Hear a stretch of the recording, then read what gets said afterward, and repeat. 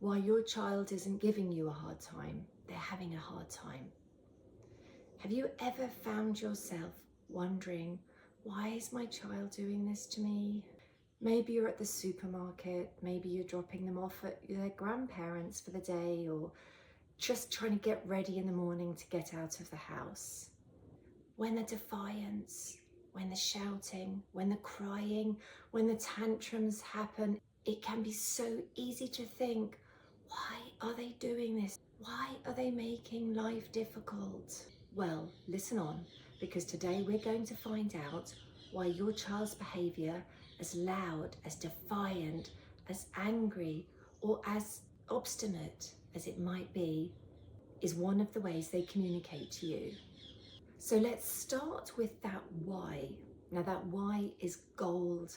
That why is what makes you a parent that wants to understand your child, that wants to be able to communicate with them and connect with them in a real and authentic way. So to start, let's take a step back, way back to when your child was a baby.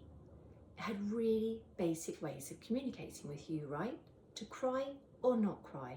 Crying could mean a number of different reasons, and as a parent or carer, you became that expert in translating exactly what those different cries meant. Somehow you just knew when your baby needed a hug or when it was hungry. That cry was communication, and yes, it was difficult when that cry was calling you to action at 10 p.m, midnight, 2 a.m, 3:30 a.m, and then 5 a.m. to start the day. But you understood that cry was your child communicating with you, and you were able to respond to it. As your child gets older, they start saying words and forming those words into sentences. They start to communicate verbally. But just because your child can communicate verbally doesn't mean they're only communicating verbally. Sometimes they might not have the words to express how they're feeling, and sometimes they might not know themselves exactly what it is that they're feeling. So their intention isn't to be ratty or obstinate or defiant. They don't have that language. It isn't bad behaviour, it's just communicating in a different language. Now, these triggers can be wide-ranging. They're tired, they're hungry, they're angry, they're sad, they're worried. Let's think about those sensory issues. Maybe their clothes feel too tight, feel itchy, feel scratchy. There's a label on them. And how about if they've got a number of these different things going on? So we're going into overwhelm. Really, the list goes on. And you may well have noticed a lot of these factors are things that as adults we too can struggle with. But the difference is that our brains are better equipped, are more developed to be able to respond when these triggers happen to us.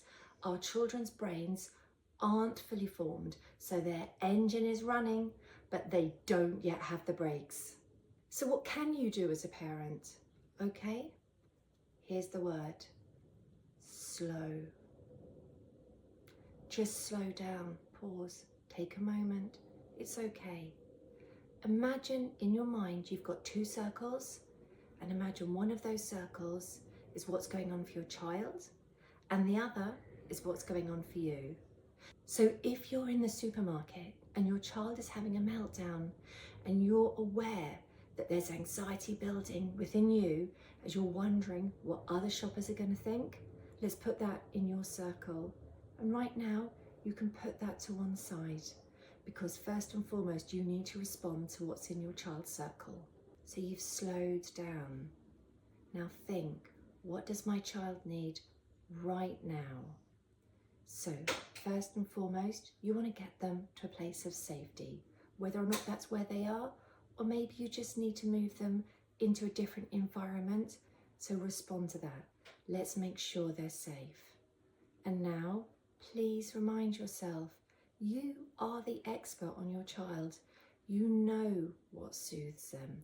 So for some of our children, that's going to be giving them a bit of space. And for others, they might want a really tight squeeze. Become aware and have certainty in what you know about your child. In this moment, you are their wise brain. So you've taken that moment to slow. You've got them to a place of safety. You're thinking, what do they need right now to help regulate them? And please remember, as well as communicating with you non-verbally, you're also communicating back non-verbally. So think and be mindful of your body language. And so notice if you're sighing, a little mutter, an eye roll, because your child is going to be aware and is going to be responding to all the ways you are communicating as well. So your child is in a place of safety. We don't need to then overwhelm them with words. So some children might want to hear, I love you, we're okay, I've got you. Some children might just want to hear a calm sound. It's going to be more about the intention behind those words, because in that moment, their brain isn't going to be responding to individual words. It needs regulation. And as time passes, then you can slowly get the day back on track. And that curiosity we spoke about, that why, that might be something that you bring in later into conversation with them, a little bit of curiosity. But for many children, perhaps they're still too young or not quite ready. Another way of working with them to help them understand themselves is perhaps verbalizing yourself to them, what happens. So something like, I noticed earlier on it was so tricky for you. You were having a really tough time when I was dropping you off at your grandparents' this morning.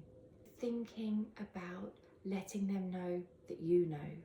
If they know that you know them and you love them, then that learning comes with time. And please, I mean this from the bottom of my heart, take some time to look after yourself.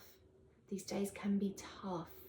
Children can constantly delight us with their funny things that they say and they do, but also it can take its toll, and it can bring up feelings of shame and of failure.